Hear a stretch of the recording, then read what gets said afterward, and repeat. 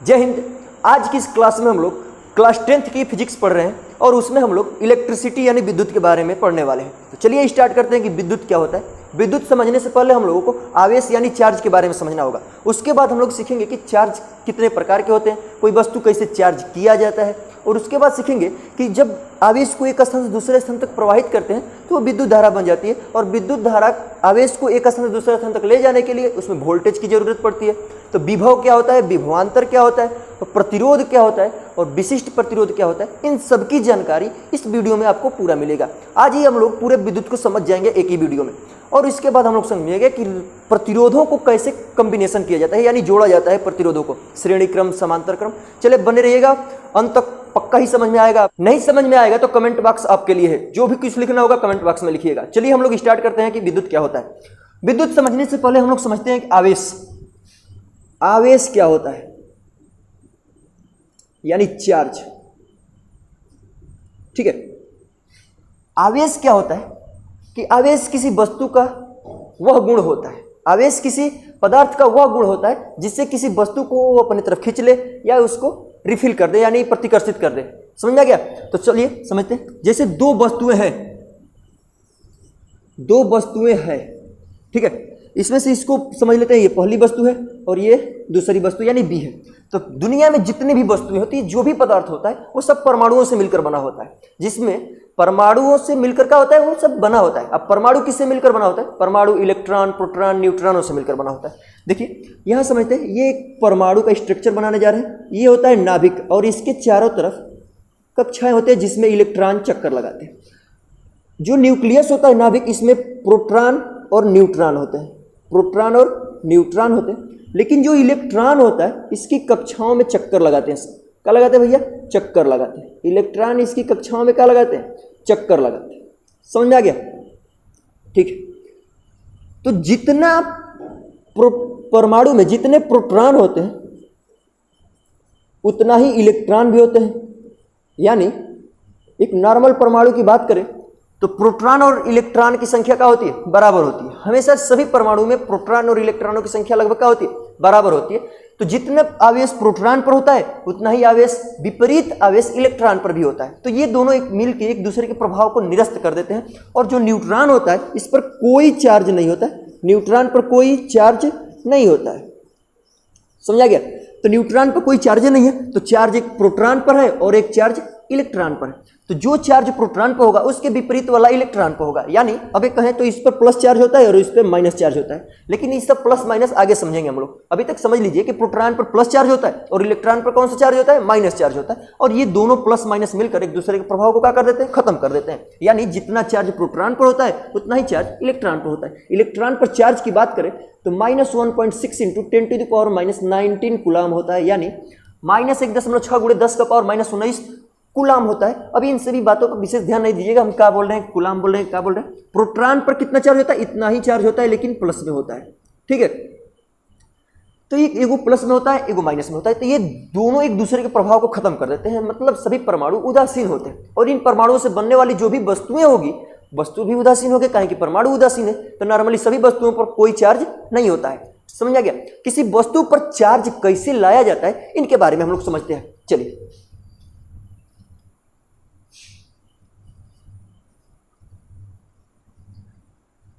जैसे दो वस्तुएं हैं, एक वस्तु ये है और दूसरी वस्तु ये है। तो दोनों वस्तु परमाणु से मिलकर बना है, और परमाणु इलेक्ट्रॉन, प्रोटॉन, न्यूट्रॉनों से मिलकर बना होगा। मतलब जितने माइनस आवेश होंगे उतना ही प्लस आवेश भी होंगे। समझ आ गया? जितने आवेश में जितने परमाणु होंगे, जितने परमाणु में जितने इलेक्ट्रॉन होंगे उतना ही क्या होंगे? प्रोटॉन भी होंगे। क्लियर? इसमें भी प्लस माइनस सब होंगे। ठीक है, जितने प्लस होंगे उतना ही माइनस होंगे। समझा गया? तो इन जब दोनों वस्तुओं को एक दूसरे से घर्षण कराएंगे, यानी इनके ताप में कुछ चेंजिंग करेंगे या कुछ इन वस्तुओं में चेंजिंग करेंगे, तो हम यहाँ पे इसको घर्षण करा रहे हैं, रगड़ रहे हैं। तो रगड़ने से इनके क्या होता है कि जो परमाणु में बाहरी इलेक्ट्रॉन होते हैं, घर्षण के कारण इनकी ऊर्जा जो होती है बढ़ जाती है, एक रूप से दूसरे के, एगो में से दूसरे का भाग जाता है। समझा गया? तो इन दोनों वस्तुओं को अगर रगड़ेंगे तो या तो इसमें से इलेक्ट्रॉन इसमें निकल कर चला जाएगा, या तो इसमें से इलेक्ट्रॉन इसमें निकल कर चला जाएगा। अब आप कहेंगे कि प्रोटॉन कहीं नहीं जाएगा, तो प्रोटॉन जो होता है नाभिक में वो एक जगह रहता है, लेकिन जो इलेक्ट्रॉन होता है वो बाहरी कक्षाओं में वो चक्कर लगाता है, तो जाएगा कौन? इलेक्ट्रॉन। एक वस्तु में से दूसरे की वस्तु में कौन जाता है? इलेक्ट्रॉन ही जाता है, समझा गया। तो अब जब कोनो वस्तु में से इलेक्ट्रॉन निकलेगा तो कौन सा चार्ज होगा, और जब किसी वस्तु पर इलेक्ट्रॉन गिरेगा उस टाइम कौन सा चार्ज होगा। तो समझ रहे हैं आप लोग कि जितने इलेक्ट्रॉनों की संख्या है उतना ही प्रोटॉनों की संख्या है, इसमें भी जितने इलेक्ट्रॉनों की संख्या है उतना ही प्रोटॉनों की संख्या है। तो इसमें से मान लेते हैं इलेक्ट्रॉन निकल कर दूसर की वस्तु में चली गई, तो जितने मान लेते हैं कि ये में 15 गो प्रोटॉन है और ये में 15 गो इलेक्ट्रॉन है, तो इनमें से इलेक्ट्रॉनवा यदि निकल जाएगा तो मान लेते हैं कि 5 गो इलेक्ट्रॉन इनमें से निकल गया, तो यहाँ अब गो इलेक्ट्रॉन बच जाएगा? 10 गो बच जाएगा। तो 10 गो इलेक्ट्रॉन 10 गो प्रोटॉन को तो खत्म कर देगा, लेकिन बचेगा गो प्रोटॉन? अभी 5 गो प्रोटॉन। आई 5 गो प्रोटॉन अपना प्लस चार्ज दिखाएगा ही दिखाएगा। तो इसका मतलब समझ में आ गया कि यहाँ से जितने माइनस चार्ज निकलेगा दोनों वस्तु में से, मतलब इलेक्ट्रॉन जितना ही निकलेगा उतना ही प्रोटॉन बचेगा। अब प्रोटॉन पर कौन सा चार्ज होता है? प्लस चार्ज होता है। यानी कि किसी वस्तु से इलेक्ट्रॉन जब निकलेगा तो वह वस्तु कौन सी चार्ज बनाएगी? प्लस चार्ज बनाएगी। और किसी वस्तु पर जाके इलेक्ट्रॉन यदि गिरेगा तो वो वस्तु कौन सी चार्ज बनाएगी? माइनस चार्ज बनाएगी, क्योंकि इसमें इलेक्ट्रॉनों की संख्या अब लगातार क्या होने लग जाएगी? बढ़ने लग जाएगी। समझा गया? किसी वस्तु को आवेशित करने का मतलब यह है कि या तो उस वस्तु में से इलेक्ट्रॉन निकाल लें या उस वस्तु में इलेक्ट्रॉन डाल दें। नॉर्मली यदि इलेक्ट्रॉन प्रोटॉन की संख्या बराबर है तो कोई चार्ज नहीं है। इलेक्ट्रॉनों की संख्या में यदि कम बेसी करेंगे तभी जाके क्या होगा? वहां पर आवेश होगा। समझा गया? ठीक है, अब हम लोग आगे समझते हैं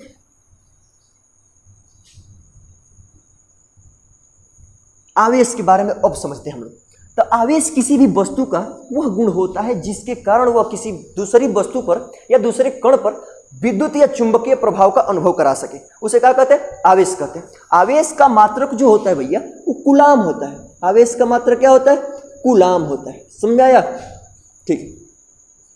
आवेश को क्यू से व्यक्त करते हैं। किससे व्यक्त करते हैं? क्यू से व्यक्त करते हैं। यहां आवेश को कूलाम को सी से व्यक्त करते हैं। क्लियर हो गया? अब समझते हैं कि यदि किसी वस्तु में से कितना इलेक्ट्रॉन दूसर की वस्तु में जा रहा है। मान लेते हैं कि इनमें से इलेक्ट्रॉन निकल के इस वस्तु में आ रही है, तो इनमें से मान लेते हैं कि यदि इलेक्ट्रॉनों की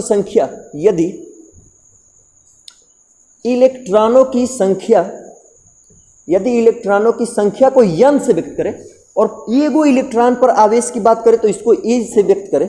यदि इलेक्ट्रॉनों की संख्या n और E एक इलेक्ट्रॉन पर आवेश है, E एक इलेक्ट्रॉन पर आवेश है, तो इसमें से एगो इलेक्ट्रॉन निकलेगा तो वो कितना आवेश लेके निकलेगा? 1.6 × 10⁻⁹ लेके इसमें से निकल जाएगा। तो ये कितना मात्रा में निकलेगा तो उतने में इलेक्ट्रॉन कम हो जाएगा। तो इनमें से इलेक्ट्रॉन कम हो गया, इसका मतलब ये आवेशित हो गया। अहेहू में इलेक्ट्रॉन चला गया, इसका मतलब ये भी आवेशित हो गया। इसका मतलब मान लेते हैं कि इसमें से n इलेक्ट्रॉन निकल रहा है, एगो इलेक्ट्रॉन पर कितना चार्ज है? E चार्ज है। तो कितना आवेश उत्पन्न हो गया? तो ये दोनों का गुणनफल ही क्या कहलाता है? आवेश कहलाता है। समझ आ गया क्या? कितना इलेक्ट्रॉनों में से निकला, इलेक्ट्रॉनों की संख्या और एक इलेक्ट्रॉन पर आवेश गुणा करा देंगे तो वही क्या कहलाता है? आवेश कहलाता है। समझ में आया? क्लियर हो गया? अब हम इतना समझ रहे हैं कि आपको आवेश पूरा क्लियर समझ में आ गया होगा कि आवेश को किससे व्यक्त करते भैया? क्यू से। इसका मात्रक होता है कूलाम, इसको सी से व्यक्त करते हैं। इलेक्ट्रॉनों की संख्या को n से व्यक्त करते हैं और एक इलेक्ट्रॉन पर जो चार्ज होता है उसको E से व्यक्त करते हैं। क्लियर हो गया? तो आवेश Q बराबर n × E होता है। समझा गया?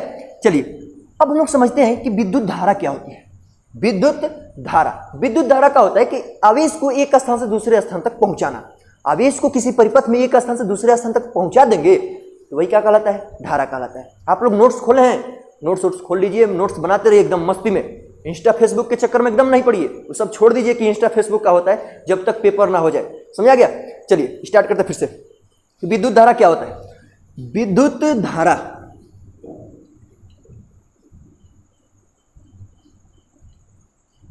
धारा क्या होता है? विद्युत धारा इलेक्ट्रिक करंट।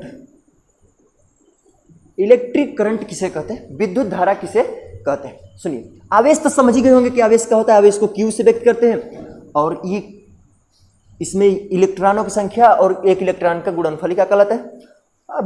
आवेश कहलाता है। समझा गया? तो कोई यदि आवेश क्यू है, कोई भी आवेश क्यू है, मतलब कोई वस्तु यदि चार्ज हो गई, उस पर कोई ना कोई आवेश आ गया, तो वो वस्तु में एक तरह का गुण उत्पन्न हो जाता है। अभी बताएं कि जो किसी वस्तु को या तो खींचेगी या नहीं तो धकेलेगी। तो आवेश के चारों तरफ एक ऑटोमेटिक क्षेत्र उत्पन्न हो जाता है। जैसे मान लीजिए कि अपने क्षेत्र का विधायक है कौन, क्या भैया, विधायक। तो विधायक का एगो अपना क्षेत्र होता है, उसी क्षेत्र का वो विधायक रहेगा। इसके क्षेत्र में कोनो दूसरा का क्षेत्र का विधायक आएगा तो इसको तनी दिक्कत होगा कि नहीं होगा?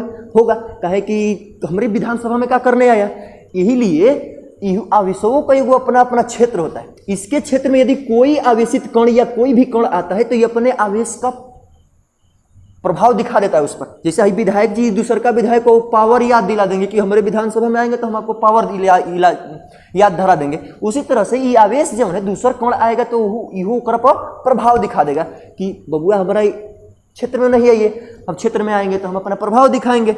समझा गया? इतना तो क्लियर ही हो गया होगा कि आवेश के चारों तरफ का कोई ना कोई एगो क्षेत्र उत्पन्न होगा। आवेश के चारों तरफ का वह क्षेत्र, आवेश के चारों तरफ का वह क्षेत्र जिसमें आवेशित वस्तु या कोई भी वस्तु पर आवेश अपना प्रभाव दिखाता है, उसे कहते हैं वैद्युत क्षेत्र। क्या कहते हैं बबुआ? वैद्युत क्षेत्र कहते हैं, उसको कहते हैं वैद्युत क्षेत्र। वैद्युत क्षेत्र का होता है कोई भी आवेश हो उसके चारों तरफ एक क्षेत्र उत्पन्न हो जाता है जिसे वैद्युत क्षेत्र कहते हैं। अब हम लोगों को समझना था विद्युत धारा। क्या समझना था? विद्युत धारा। विद्युत धारा कहते किसको है? यदि कोई आवेश Q है, कोई आवेश का है भैया Q, इसको किसी परिपथ में प्रवाहित करना है एक स्थान से दो स्थान तक, मतलब A से लेकर B तक इस Q कूलाम के आवेश को क्या करना है? प्रवाहित करना है। तो किसी आवेश को किसी चालक में प्रवाह की दर, आवेश प्रवाह की दर, अब कहेंगे कि आवेश चलेगा कैसे, एक स्थान से दूसरे स्थान तक जाएगा कैसे? तो एकरा के लिए ढकेलने के लिए वोल्टेज की जरूरत पड़ेगी, जो नगमा आवेश सीखेंगे, टेंशन नहीं लीजिए, वोल्टेज सीखेंगे आगे कि वोल्टेज क्या होता है। तो ये आवेश को एक स्थान से दूसरे स्थान तक जाने के लिए कुछ न कुछ समय लगेगा। तो आवेश प्रवाह की दर को, आवेश प्रवाह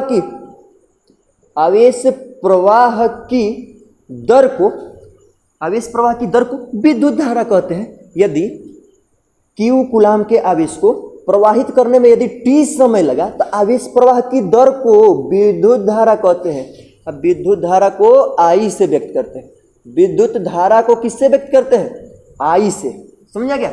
आवेश को Q से, समय को जानते हैं कि समय T से, तो आवेश प्रवाह की दर को क्या कहते हैं? विद्युत धारा कहते हैं। या एकांक समय में आवेश प्रवाह को ही कहते हैं विद्युत धारा। यदि एकांक समय में कितना आवेश किसी चालक से प्रवाहित हो गया उसी को कहते हैं धारा, या किसी चालक में से कितना इलेक्ट्रॉन गुजर गया उसी को कहते हैं विद्युत धारा। आई होप कि आपको समझ में आ गया होगा।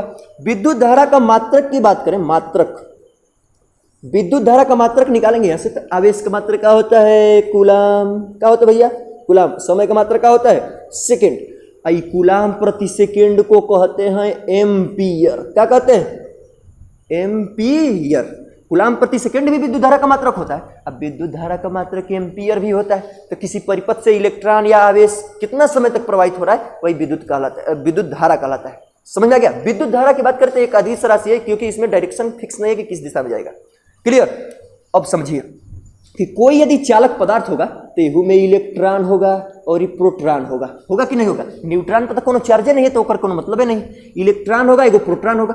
तो जिस दिशा में विद्युत धारा प्रवाहित होगी, मान लेते हैं कि इधर से विद्युत धारा इधर जा रही है, तो इलेक्ट्रॉन जब गति करेगा विद्युत धारा के किस दिशा में? विपरीत दिशा में। तो विद्युत धारा इलेक्ट्रॉनों के विपरीत दिशा में गति करती है, जबकि प्रोटॉन जो होता है वो तो अपनी एक जगह रहेगा।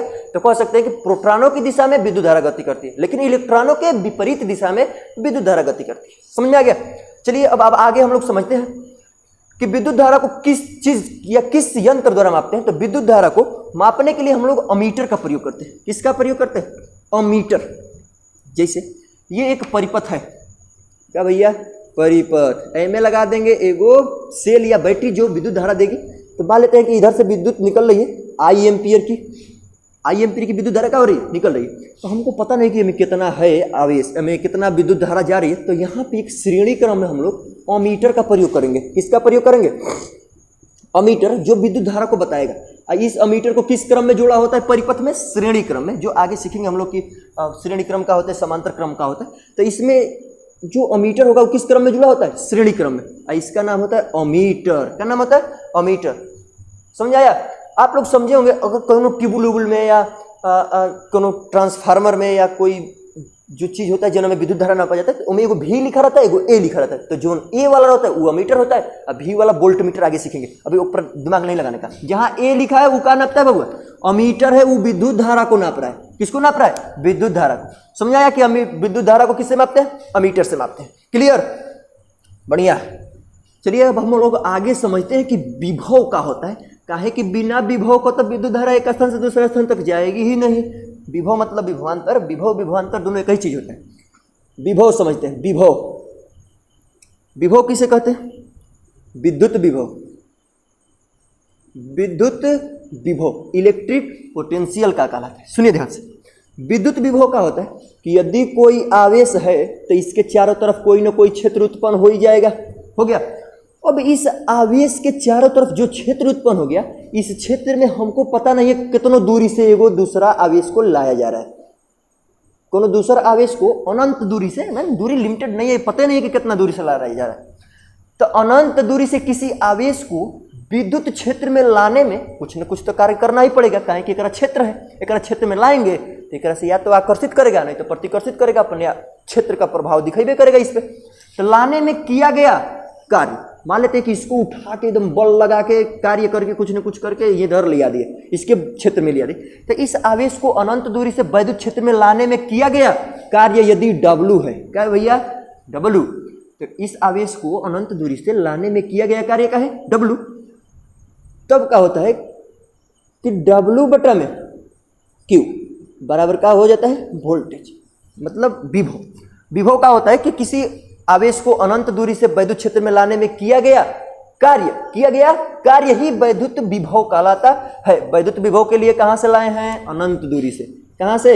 अनंत दूरी से। अनंत दूरी से किसी आवेश को वैद्युत क्षेत्र में लाने में किया गया कार्य ही क्या कहलाता है? वैद्युत विभव कहलाता है। और विभव की मात्रा की बात करें तो ये कौन है? कार्य है। ये क्या है? कार्य। और कार्य का मात्रक होता है जूल, और समय का मात्रक होता है कूलाम। तो जूल प्रति कूलाम हो गया किसका मात्रक? विभव का। विभव को भी से व्यक्त करते हैं। विभव का मात्रक क्या हो गया? जूल प्रति कूलाम। अब देखिए, जूल प्रति कूलाम को वोल्ट कहते हैं। क्या कहते हैं? वोल्ट। तो वैद्युत विभव का मात्रक क्या हो जाएगा? वोल्ट हो जाएगा। वैद्युत विभव को किससे व्यक्त करते हैं? भी से व्यक्त करते हैं। आई होप कि आपको समझ में आया होगा कि वैद्युत विभव होता क्या है, कि अनंत दूरी से कोनो आवेश को वैद्युत क्षेत्र में लाने में किया गया कार्य ही वैद्युत विभव कहलाता है। क्लियर? अब हम लोग समझते हैं कि वैद्युत विभवांतर क्या होता है। वैद्युत विभवांतर समझ में आ रहा है ना? कमेंट करिएगा, एकदम मस्त मस्त वाला है। ठीक, समझते हैं हम लोग वैद्युत विभवांतर। विद्युत या वैद्युत, विद्युत विभवांतर। विभवांतर, अरे भैया ये तो लिखले से समझ में आ रहा है कि विभव जवन है ओकर का अंतर, विभवों का अंतर। समझा गया? चलिए, जैसे कोई सर्किट है, कोई चालक पदार्थ है, यहाँ ए से बी तक में विद्युत धारा प्रवाहित करनी है। तो ए से बी तक प्रवाहित करने में मान लेते हैं कि यहाँ क्यू कूलाम का आवेश वो अपने स्थान पर है। तो यहाँ एक जगह रुका हुआ है क्यू कूलाम का आवेश, तो जब तक एक स्थान से दूसरे स्थान तक जाएगा नहीं तो विद्युत धारा में प्रवाहित होगी नहीं। तो एक मजबूरी है कि एक स्थान से दूसरे स्थान तक लेके जाएंगे, और लेके जाएंगे तो कुछ ना कुछ कार्य करना ही पड़ेगा। तो मान लेते हैं कि इस आवेश को ए से बी तक ले जाने में, देखिए विभवांतर और विभव में ध्यान से सुनिएगा। विभव जो होता है वो अनंत दूरी से लाता है, में दूरी फिक्स नहीं होती, लेकिन विभवांतर में दो बिंदुओं के बीच का जो विभव होता है उसको बताया जाता है। तो विभवांतर का होता है कि किसी चालक पदार्थ में एक बिंदु से दूसरे बिंदु तक किसी आवेश को ले जाने में किया गया कार्य। जो बोल रहे हैं ना ओकरा नोट करना होगा, तो नोट करिएगा कि किसी चालक में एक बिंदु से दूसरे बिंदु तक ले जाने में किसी आवेश को किया गया कार्य ही वैद्युत विभवांतर कहलाता है। क्लियर? वैद्युत विभवांतर को भी से व्यक्त करते हैं। अब मान लेते हैं कि इसको ए से बी तक लेके चला गया, लेके जाने में किया गया कार्य W हो, तो V बराबर W बटा में आवेश कौन है? Q। लेकिन ये दोनों का अंतर है नहीं, यहाँ से यहाँ तक ले जाने तो इसको डेल्टा V से व्यक्त करेंगे। समझ में आया? तो विभवांतर का होता है कि दो बिंदुओं के बीच किसी आवेश को ले जाने में किया गया कार्य। विभव का होता है अनंत दूरी से किसी वैद्युत क्षेत्र में लाने में किया गया कार्य। क्लियर? दोनों का सूत्र वही होता है, दोनों सेम चीज होता है, बस वो में अनंत दूरी से लाता है, में दो बिंदुओं के बीच की दूरी लाता है। आवे जो कार्य है इसका मात्रक फिर से जूल प्रति कूलाम, मतलब इसको भी जूल प्रति कूलाम को भी क्या बोलेंगे? वोल्ट ही बोलेंगे। तो विभव का मात्रक भी वोल्ट होगा, विभवांतर की भी मात्रक क्या होगा? वोल्ट होगा। क्लियर? अब आपसे पूछेगा क्वेश्चन में कि आप एक वोल्ट से क्या समझते हैं? 1 वोल्ट क्या होता है, ध्यान से पढ़िए, पेपर की तैयारी एकदम मस्त करिए, समझ आ रहा है। तनी चैनल वैनल को सब्सक्राइब करिए, तनी आगे हम लोगों को भी बढ़ाइए, ध्यान से समझिए, बस यही काम है। 1 वोल्ट से आप क्या समझते हैं, पूछेगा बबुआ कि 1 वोल्ट को परिभाषित कीजिए, या 1 वोल्ट से आप क्या समझते हैं। तो 1 वोल्ट क्या होता है, 1 वोल्ट उसे कहते हैं, अच्छा सूत्र लिख लेंगे, V बराबर W बटा में Q, V बराबर W बटा में Q। तो यदि 1 कूलाम आवेश को एक बिंदु से दूसरे बिंदु तक ले जाने में किया गया कार्य यदि 1 जूल हो, आवेश कितना होना चाहिए, 1 कूलाम, 1 कूलाम, और कार्य कितना होना चाहिए, 1 जूल, 1 जूल। तो यदि किसी आवेश को, 1 कूलाम आवेश को एक बिंदु से दूसरे बिंदु तक ले जाने में किया गया कार्य यदि 1 जूल है, तो उस जोन परिपथ में जोन वोल्टेज होगा ना, वो 1 वोल्ट का होगा। कब वोल्ट का होगा, 1 वोल्ट का। नहीं समझ आएगा, हमें रख देंगे V बराबर किया गया कार्य कितना जूल हो, 1 जूल, और उनके बीच में जो आवेश है, एक कूलाम आवेश को एक बिंदु से दूसरे बिंदु तक ले जा रहे हैं, तो V बराबर 1 वोल्ट ना आएगा। 1 वोल्ट तो समझ ही गए कि 1 वोल्ट का होता है। 1 वोल्ट किसी परिपथ में यदि 1 कूलाम आवेश को एक बिंदु से दूसरे बिंदु तक ले जाने में किया गया कार्य यदि 1 जूल हो गया, तो उस परिपथ में 1 वोल्ट की विभव उत्पन्न हो जाएगी। समझ में आ गया। अब हम लोग समझते हैं आगे, समझ तक गए होंगे कि विद्युत विभवांतर क्या होता है। ठीक है, आप लोग एक सोशल मीडिया से बहुत ही दूर रखिए अपने आप से, क्योंकि पेपर देना है बाबू, तो पेपर देना है जब ना, तब सोशल मीडिया में अगर आप उलझ जाएंगे तो पेपर आपका डिस्टर्बेंस हो सकता है। ठीक है, आप लोग क्या करिए कि सोशल मीडिया को जितना ही दूर हो सके उतना बढ़ाइए, जैसे इंस्टा हो गया, फेसबुक हो गया, व्हाट्सअप हो गया, इन सब चीज़ों से दूर रहिए, दूसरे से मतलब नहीं रखिए, बिल्कुल एकदम पढ़ाई पर जबरदस्त, एकदम हम रोज रोज वीडियो डालेंगे आपके लिए, आप लोग एकदम जुड़ जाइए चैनल से। ठीक है, यदि मान लीजिए सोशल मीडिया पर कोनो बकलोलिया पकड़ाई गई है, तो उसको कहिए कि न तेरे जाने की खुशी न आने का गम, न तेरे जाने की खुशी न आने का गम, बीत गया वो जमाना जब तेरे दीवाने थे हम। अब जब आपका रिजल्ट बन जाएगा तो उसको पकड़िएगा, कहिए कि चलो एक साथ रिजल्ट देख लेते हैं। अब उसको समझाइएगा कि अरे बकलोलिया, हम तेरे ही दीवाने थे, हमको तो रिजल्ट बनाना था यार, लाइव बनाना था हमको, अब तेरे ही दीवाने हम, अब तेरे साथ ही रहेंगे, बस मस्ती एकदम बिल्कुल। अरे ताली वाली नहीं बजाइए। ठीक है, आई होप कि मेरी बात आपको समझ में आई होगी, ये टॉपिक आप लोग समझ गए होंगे। अब हम समझते हैं कि वैद्युत प्रतिरोध क्या होता है, इलेक्ट्रिक रेजिस्टेंस, वैद्युत प्रतिरोध। ठीक है, वैद्युत प्रतिरोध क्या होता है इसके बारे में हम लोग समझते हैं। ठीक, वैद्युत प्रतिरोध या विद्युत प्रतिरोध क्या होता है, विद्युत प्रतिरोध, इलेक्ट्रिक रेजिस्टेंस, रेजिस्टेंस। देखिए, कोई अगर चालक होगा, चालक तार होगा या जो कुछ भी होगा, तो इसमें से विद्युत धारा प्रवाहित होगी, इसमें से विद्युत धारा क्या होगी, प्रवाहित होगी। तो हर चालक का एक गुण होता है कि अपने में से विद्युत धारा को प्रवाहित होने ही नहीं देगा, विद्युत धारा को रोकने का काम करेगा। किसका काम करेगा, रोकने का। जैसे आवेश है, अब वोल्टेज होकर चापेगा इधर से, तो वो आवेश ने चला जाएगा इधर, तो जब आवेश इधर जाएगा तो वो में धारा प्रवाहित हो जाएगी। अब ओने से रेजिस्टेंस चापेगा, प्रतिरोध, आना नहीं है एकदम इधर, इधर से वोल्टेज, उधर से रेजिस्टेंस माने प्रतिरोध। अब बेचारा बीच में कौन पिसेगा, इलेक्ट्रॉन पिसेगा या आवेश पिसेगा, बात समझ आ रही है। इधर से वोल्टेज लगाएगा दम और उधर से वो लगा देगा रेजिस्टेंस दम। तो किसी चालक का वह गुण जिसके कारण विद्युत धारा का क्या करता है, विरोध करता है। विद्युत धारा का विरोध करने वाला किसी चालक का गुण ही इलेक्ट्रिक रेजिस्टेंस कहलाता है मेरे भाई, समझा गया। कि रोकेगा, जैसे इधर से धारा प्रवाहित हो रही है ना, इधर से धारा जाएगी तो इधर से जो रेजिस्टेंस है, रेजिस्टेंस माने प्रतिरोध, रेजिस्टेंस का मतलब क्या, प्रतिरोध, मतलब इस धारा के मान में अवरोध कर दिया, इस धारा के मार्ग में रुकावट डालने वाले को ही क्या कहते हैं, प्रतिरोध कहते हैं। क्लियर। तो किसी भी चालक का ऐसा गुण होता है जो विद्युत धारा को प्रवाह होने से रोकता है, किसी में ज्यादा होता है, किसी में कम होता है, समझा गया। चलिए, रेजिस्टेंस जो होता है बाबू, इसको आर से व्यक्त करते हैं। विद्युत प्रतिरोध को किससे व्यक्त करते हैं, आर से व्यक्त करते हैं।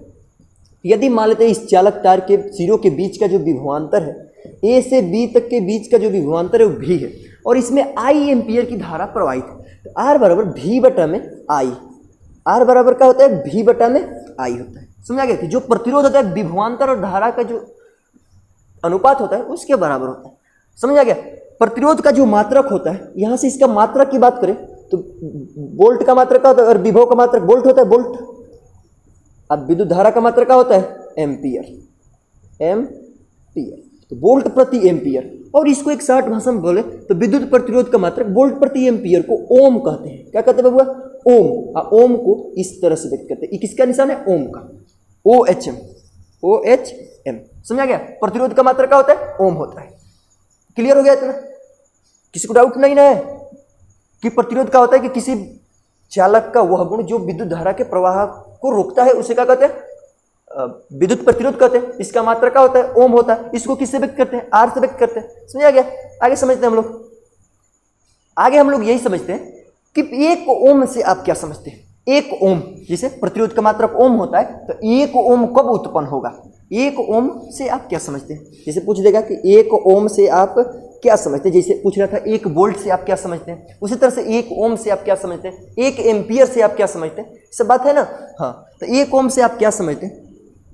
तो एक ओम तभी होगा, एक ओम तभी होगा जब किसी चालक तार के सिरों के बीच का विभवांतर 1 वोल्ट हो। चालक तार के सिरों के बीच का विभवांतर कितना हो?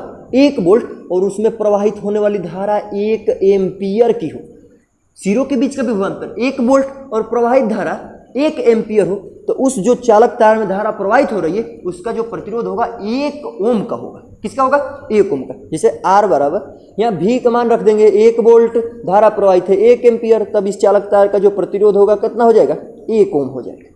कितना हो जाएगा भैया? 1 ओम। तो 1 ओम से क्या समझते हैं कि यदि किसी चालक तार के सिरों के बीच का विभवांतर 1 वोल्ट हो और उनमें प्रवाहित धारा 1 एम्पियर की हो, तो उस चालक तार में 1 ओम का प्रतिरोध होगा। समझा गया? चलिए अब हम लोग समझते हैं कि प्रतिरोध पर कौन कौन सी ऐसी चीजें हैं जो प्रभाव डाल सकती हैं। जैसे एक चालक तार है भैया, ये चालक तार है, इसका प्रतिरोध किन किन बातों पर डिपेंड करता है? समझाया? देखिए, यदि इन चालक तार की लंबाई को यदि L मान ले, लंबाई को क्या मान ले?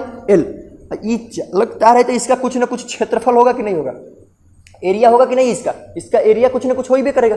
तो इसकी जो एरिया है उसको A मान लेते हैं, लंबाई को क्या मान लेते हैं? L। इसका जो क्षेत्रफल है उसको क्या मान लेते हैं? A मान लेते हैं। समझा गया? ठीक। तो जो चालक तार की लंबाई होगी, चालक तार की लंबाई यदि L की मात्रा में वृद्धि करेंगे, लंबाई पहले L था मतलब मान लेते हैं 5 मीटर था, और उसके खींच के 10 मीटर कर दिए, तो जो पहले प्रतिरोध था R, अब वो में क्या हो जाएगा? चेंजिंग हो जाएगा। तो कहने का मतलब ये है कि यदि लंबाई बढ़ाएंगे तो प्रतिरोध का मान क्या हो जाता है? बढ़ जाता है। लंबाई यदि वृद्धि करेंगे, लंबाई यदि क्या करेंगे? बढ़ाएंगे, तो L is directly proportional to R। कहने का मतलब ये है भैया कि लंबाई बढ़ेगा तो प्रतिरोध का मान क्या हो जाएगा? बढ़ जाएगा। लंबाई बढ़ाएंगे तो प्रतिरोध का भी मान क्या हो जाएगा? बढ़ जाएगा। आप लोग अच्छी तरह से समझे होंगे कि यदि किसी चालक तार की लंबाई बढ़ा देंगे तो उसमें जो प्रतिरोध होता है उसका मान क्या हो जाता है? बढ़ जाता है। दूसरा नंबर पर समझते हैं क्षेत्रफल पर। किस पर? क्षेत्रफल, एरिया पर। यदि इस चालक तार की जो पहले लंबाई थी L, लंबाई कितना थी? L, अब इसको चपका के एक क्षेत्रफल तनी बढ़ा दिया जाए। जैसे इसको खींचेंगे तो लंबाई बढ़ जाएगी, फिर दबाएंगे तो ये मोटा हो जाएगा। ये क्या हो जाएगा? मोटा, यानी क्षेत्रफल क्या हो जाएगा? इसका बढ़ जाएगा। तो जो प्रतिरोध होता है वो क्षेत्रफल के व्युत्क्रमानुपाती होता है। मतलब ये है कि लंबाई घटाएंगे तो प्रतिरोध का मान घट जाएगा, लंबाई बढ़ाएंगे तो प्रतिरोध का मान बढ़ जाएगा। तो जैसे ही लंबाई घटाएंगे तो क्षेत्रफल बढ़ जाएगा। जब एक लंबाई क्षेत्रफल जितना कम करेंगे, जितना ही क्षेत्रफल कम करेंगे, उसका जो क्षेत्रफल है उसको क्या करेंगे? कम करेंगे, तो रेजिस्टेंस, जितना ही उसका क्षेत्रफल कम करेंगे रेजिस्टेंस का मान बढ़ जाएगा, और जितना क्षेत्रफल अधिक करेंगे रेजिस्टेंस का मान घट जाएगा। तो जो प्रतिरोध होता है वो क्षेत्रफल के व्युत्क्रमानुपाती होता है। क्षेत्रफल बढ़ाने पर प्रतिरोध घट जाता है। समझा गया? अब हम लोग समझते हैं ताप का प्रभाव डालता है इस पर, टेम्परेचर। तो किसी चालक तार की यदि ताप बढ़ा दें, क्या बढ़ा दें? ताप। तो ताप बढ़ा देंगे तो अब वो प्रतिरोध का मान क्या हो जाएगा? बढ़ जाएगा। ताप डायरेक्टली प्रोपोर्शनल टू होता है। ताप जो होता है प्रतिरोध के क्या होता है? Directly proportional to. मतलब ताप बढ़ेगा तो उसका प्रतिरोध का भी मान क्या हो जाएगा? बढ़ जाएगा। जैसे इसमें उष्मा उत्पन्न कर दिया, हीट हो जाए, जो तार है वो हीट होने लगे तो विद्युत धारा कम प्रवाहित होगी, क्योंकि उसमें रेजिस्टेंस अधिक हो गया, प्रतिरोध का मान अधिक हो गया। तो ताप बढ़ाने पर प्रतिरोध का मान क्या हो जाता है? बढ़ जाता है। ताप बढ़ाने पर उसमें प्रतिरोध का मान बढ़ जाता है। ठीक है। अब ये जो डिपेंड करता है पदार्थ की मात्रा पर भी डिपेंड करता है। किस पर डिपेंड करता है? पदार्थ पर। पहले मान लेते हैं कि तांबा का तार लिए थे, कॉपर का तांबा। किसका तार लिए थे? तांबा का तार। जब तांबा का तार लिए थे तो मान लेते हैं कि इसका प्रतिरोध 2 ओम था। अब चांदी का तार ले लिए, किसका तार ले लिए? चांदी का तार। तो मान लेते प्रतिरोध 1 ओम हो गया, मान लेते हैं, मानने में कहा जा रहा है।